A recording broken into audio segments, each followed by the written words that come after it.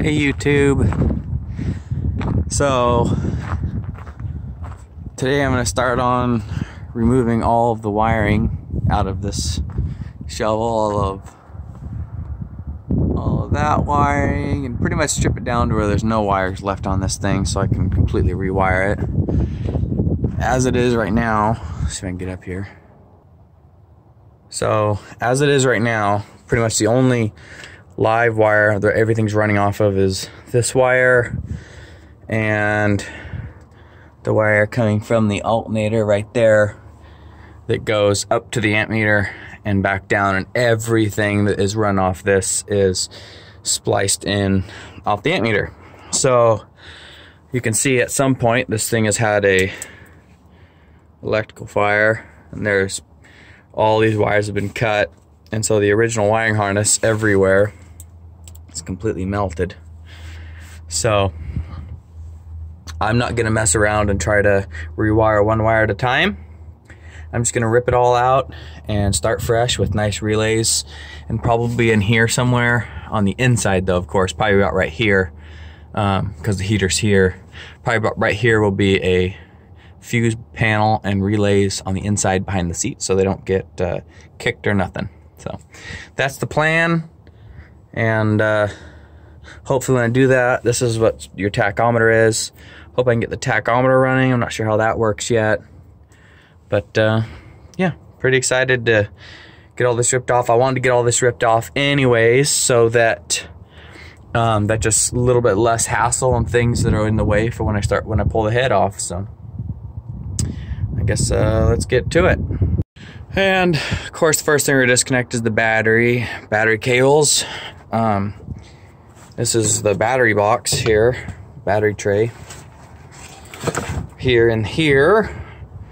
So eventually I'm gonna probably run two battery. I'm not sure what I'm gonna do. It starts on just the one little battery, but I'll probably put two or three here. I like the smaller batteries, a little easier to move, and I'll just jump them in. These cables have seen better days. They're actually not in horrible shape, but you can see they're not, they're just crimped with like a vise. They're not like crimped properly and soldered. This one too. So I got new battery cable, and I'll end up putting marine terminal ends like these on both ends, running this style. So that's the first thing I'm gonna do, and I'll work my way from this side. Disconnect the oil pressure, so you can see it, the oil pressure gauge, and starter switch one, and this goes from the amp meter, which is loose, and just this is the shutdown solenoid. I don't know if it works, but I'll test it when I pull everything off and I pull the head. But yeah, I'll start working my way from this side around back and onto that side. The starter on this is going out. The starter motor itself's not bad, but the solenoid is on its way out. A lot of times it won't engage. It's possible it has a broken tooth on the flywheel, but I doubt it. Because sometimes you'll hit it like 10 times and it just nothing. It just zin, zin, zin, and then all of a sudden it'll go, take off and work. So I can order a new solenoid for it. I'm gonna take it apart and clean it. Regardless, I'm gonna rebuild it because it's the same starter as on my skidder, and this motor spins in the same direction as my skidder. So it's but I was talking to the mechanic at work, and we have a 353 Detroit. Of course, it's a, was that an opposite hand? So what's that? A right hand rotation instead of a left hand rotation. But he said that they use the same bolt pattern and starter gear on the flywheel as a big truck. And I have, I don't know if you can see it up there. That is a rebuilt, that's a rebuilt gear reduction starter. I had two of them, and I put one on the Cummins on the Peterbilt, and so I got another one there. And I'm thinking that would be pretty sweet to put about the same diameter, but a gear reduction starter on that. So that might be what I'll do if I can get that going. So I've got all the wires taken off here, starter wires and the engine shutdown wire, all that stuff. This goes from the amp meter to the alternator, pretty much directly from the alternator to the starter, with the amp meter in between. But I also took off this, which was the original voltage regulator that, you know, I imagine went tits up, and they put just a GM 1-wire alternator on it. It makes things a lot more simple. But I'm gonna probably repurpose this bracket. It goes here and right here, and I'll probably clean it all up, and I'll put a inline battery disconnect switch off my negative. So I'll have my battery right here will be a battery disconnect switch, and it'll come right here to where it was grounded. And yeah, I think that'll be a good deal there. So this side's done. All right, well, here's the other side of the motor, the blower side. Just took off over here on top. This is the temp gauge. The sending unit's I don't know if you guys can see it. It's right there. My finger's on it. There's the nut right there. This is the 1-wire GM alternator that is not the correct size. See that? It's a smaller diameter. The bolt that's through it for the bracket is a smaller diameter than here, so I'll either drill this out or I'll make a bushing, because I like the GM 1-wire alternators. You can get them a dime a dozen, and super easy. And in fact, my skidder, I do not have a GM. I have the original voltage regulator like that one, but it all still works. But so when I rewired it, I just reused the voltage regulator and alternator. But if the skidder ever loses the alternator, then I'll just go to GM 1-wire. Super easy. Right here, it's not hooked up, but this is just the same solenoid as over there for the engine shutdown. This actually trips this lever if it's hooked up, which closes a baffle inside the blower and shuts the oxygen off to it in case you have a runaway. My skidder, I flipped it just out of curiosity. It doesn't actually shut it off, but it'll really bog it down, and it just smokes like a dog, but it can't, no power, and a guy could stall it out if he had to at that point. At least that's with my, that's what happened with the skidder. When I bought it, the guy went to start it and it ran away because I had a stuck rack. So, but anyways, I guess now I'll get these wires all cut, all of them out of here, and almost every wire on this shovel probably has 6 butt connectors in line. It's ridiculous. So anyways, I'll get to cutting here. So got all the wiring ripped off the back of the motor. I'm standing over here. There's the gear pumps and the swing motor. Standing here in the belly of the beast. And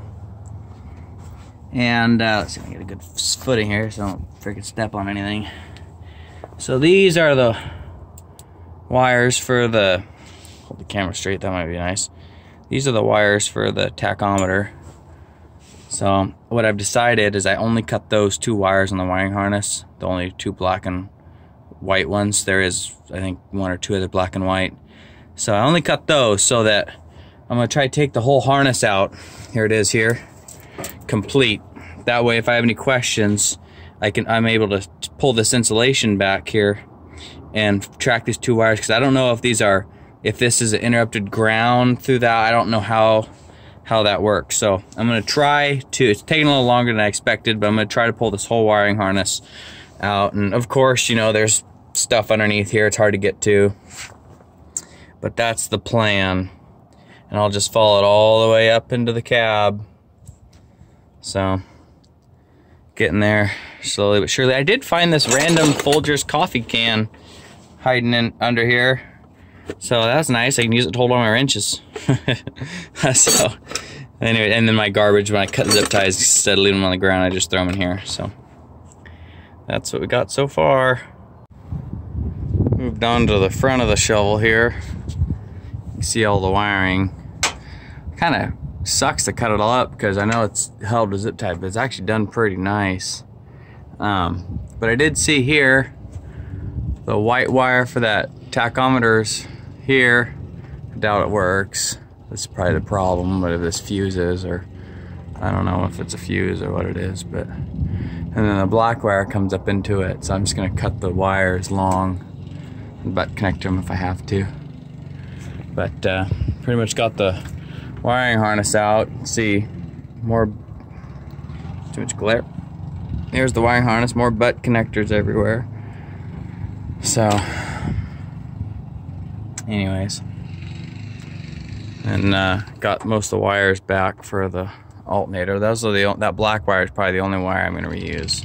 It's in really good shape all the way up, and it's a nice heavy gauge that runs to the amp meter. So, you know, I always wonder why sometimes the lights would work, sometimes they wouldn't. That's why.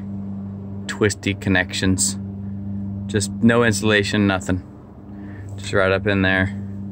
Stuff like that. This is the 15 amp circuit breaker. There's too much glare. You can see there's a circuit breaker. At least they had everything on the circuit breaker, but everything was off one wire. So, don't know how good it helped that do. But, getting it all cut out. Only one I'm probably not going to mess with today is that box right there. These wires are the signal wires to the spool valve for the outriggers. There's 8 wires, 9 total if you include the power. So I'll probably cut the power, and but I'll leave these 4 wires in for now. I will replace them, but those are probably the only ones I'm not gonna deal with. So everything else will get ripped out today. But making progress. So there's a bee's nest in here somewhere, because there is bees like crazy, but I can't find them. See those suckers? Planning my freaking death. I wonder if it's up in the structure somewhere, because I can't. Up in the frame somewhere, because I can't find it anywhere. I've been in there a few times, but every time I get in here, there's bees swarming around my face and everything. I'll get as much cut out as I can. Fishing them out here. I think I have some bee spray. Well, pretty sure I got some bee spray in here somewhere. Sweet. Haha! Die, devil birds! Well, I'll be back.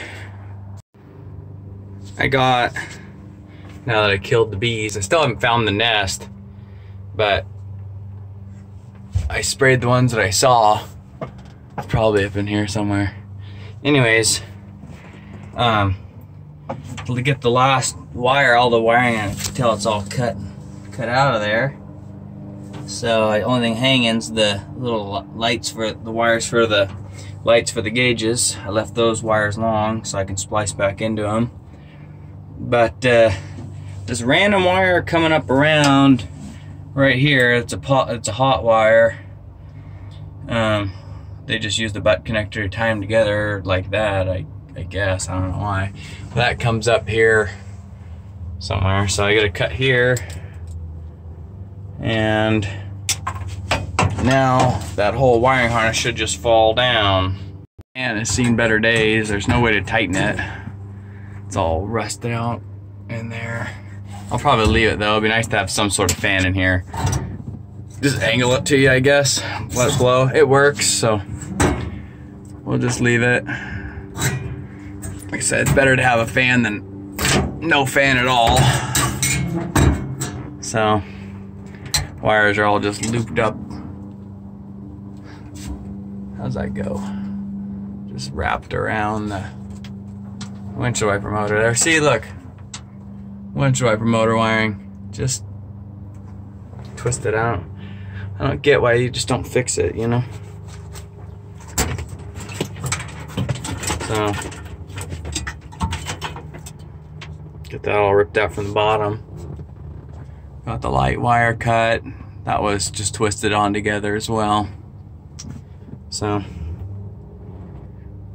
getting there. The wire for the cigarette lighter, it's all rusted out the bottom pretty bad. That probably won't be usable. But I got another one right there. So I'll probably take that one out and put it over here. I want a cigarette lighter so I can charge my phone and stuff. This is the cab heater. And this is the sort of stuff that just cracks the guy up. There's a splice there. Butt connector there. Butt connector back there. a twisted wire there, and a butt connector there, and then some baling wire holding that twisted wire up from touching anything. So that, I don't know if that's just enough to just shake your head and walk away or just laugh because it's hilarious. But I mean, the heater did work, the fan did work, so kudos to that, I guess. Cracks me up. There's the wiring harness off the log loader. Doesn't really look like much, but when you start looking at it, it really adds up to a lot of wires.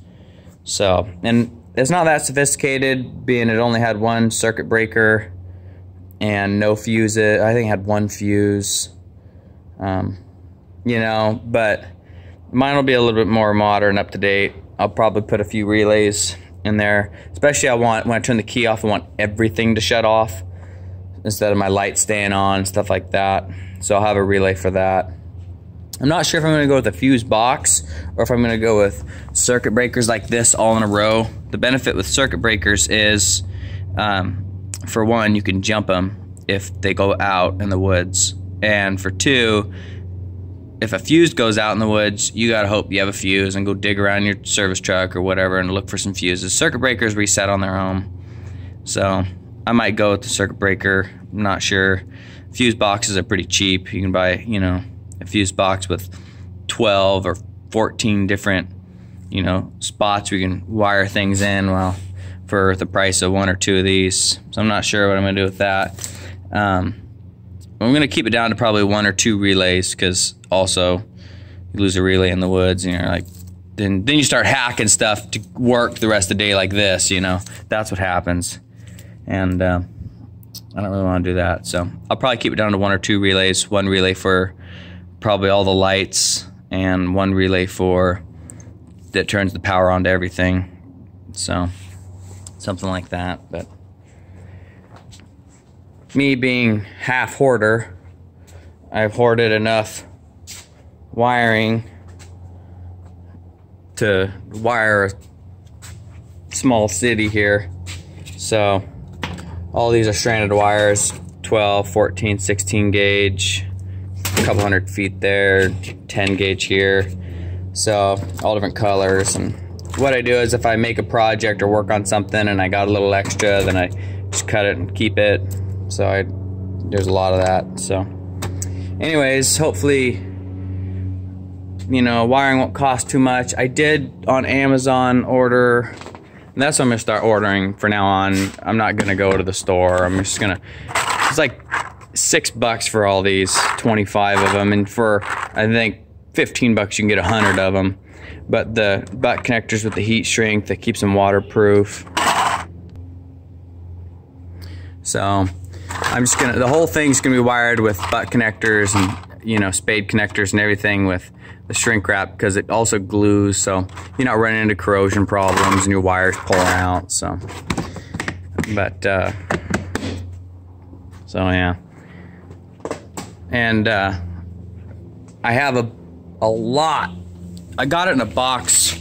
Everywhere you see, I have all these extension cords on every single post. Some of you can't quite see, but everywhere there's a plug-in, there's extension cords that's heavy duty.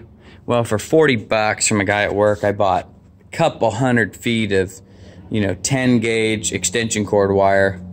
And you know, it's the same size as this. This is 7 wire, but same diameter, you know, heavy duty.